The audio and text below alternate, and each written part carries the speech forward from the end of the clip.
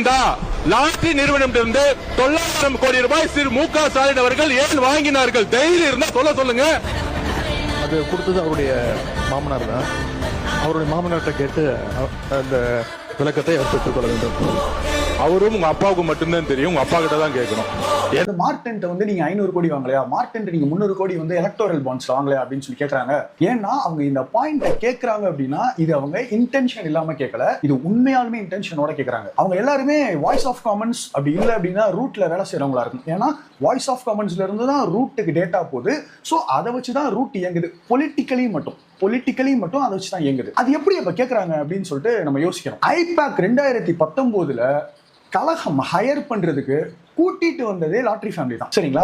அது மட்டும் இல்லாம ஆதவர்ஜுன் வந்து ஐபேக்ல அந்த காலத்துல கழகத்தோட இருந்து வேலை பார்த்தாரு. இப்போ எனக்கு சந்தேகம் என்னன்னா 2009 இளைஞன் படம் எடுத்தோம். இளைஞன் படத்தை ப்ரொடியூஸ் பண்ணது வந்து லாட்டரி ஃபேமிலி. எப்படி இளைஞன் படம் எடுத்த உடனே நம்ம விரட்டி விட்டோமோ அதே மாதிரி 2021 எலெக்ஷன் முடிஞ்ச உடனே நம்ம விரட்டி விட்டுருவோம்னு உங்களுக்கு தெரியாம வந்திருப்பாங்களா? கிடையாது. அவங்க அப்படி தெரிஞ்சு வந்து ஏமாறுறதுக்கு அவங்க கலைஞர் ஒவ்வொரு தடவையும் ஏமாறுறதுக்கு அதுவும் கிடையாது. அப்ப அவங்க இன்டென்ஷனலா தான் வந்திருக்காங்க. எப்படி இன்டென்ஷனலா வந்திருக்காங்க அப்படின்னு நான் குற்றம் சாட்டுறேன் அப்படின்னா, குற்றம் நான் கன்ஃபார்மா சொல்றேன். எப்படி வந்திருக்காங்கன்னா ஐபேக்கை ஹையர் பண்ண எலக்டோரல் பாண்ட்ஸ் மூலமா திமுக கழகத்துக்கும் ஐபேக்குக்கும் பே பண்ணது லாட்டரி ஃபேமிலி. கரெக்ட்டுங்களா? அப்ப எதுக்காக அவங்க பே பண்ணணும்? நம்ம துரத்தி விட்டுருவோம்னு தெரிஞ்சும் ஏன் பே பண்ணணும்? அப்ப அதுக்கு பின்னாடி அவங்க ஒரு சூசமம் வச்சிருக்காங்க. என்ன சூசமம் வச்சிருக்காங்க அது நமக்கு எப்ப தெரிய வருதுன்னு பாத்தீங்கன்னா 2026 அதாவது 2025 பார்ட்லயும் 2026 பிகினிங்லயும் எஸ்ஐஆர் வருது. நான் வந்து மதுரையில இருக்கிற திருமங்கலம் தொகுதியில வேலை பார்த்தேன். அப்ப ஒரு கிராமத்துல வந்து எஸ்ஐஆருக்காக நாங்க போய் வேலை பார்க்கும்போது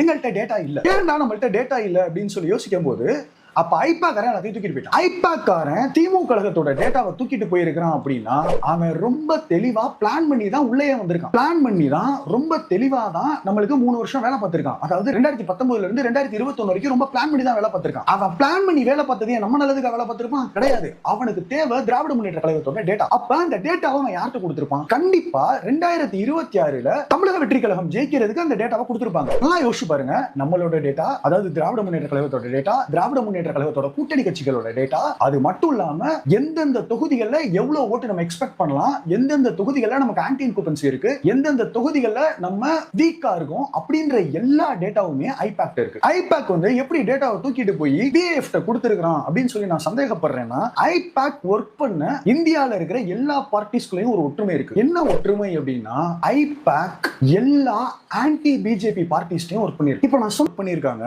இந்த ஆன்டி பிஜேபி பார்ட்டிஸ்க்கு எல்லாம் ஃபண்ட் பண்ணது, எலக்டோரல் பாண்ட்ஸ்ல ஃபண்ட் பண்ணது யாரு அப்படின்னா லாட்டரி ஃபேமிலி. இப்ப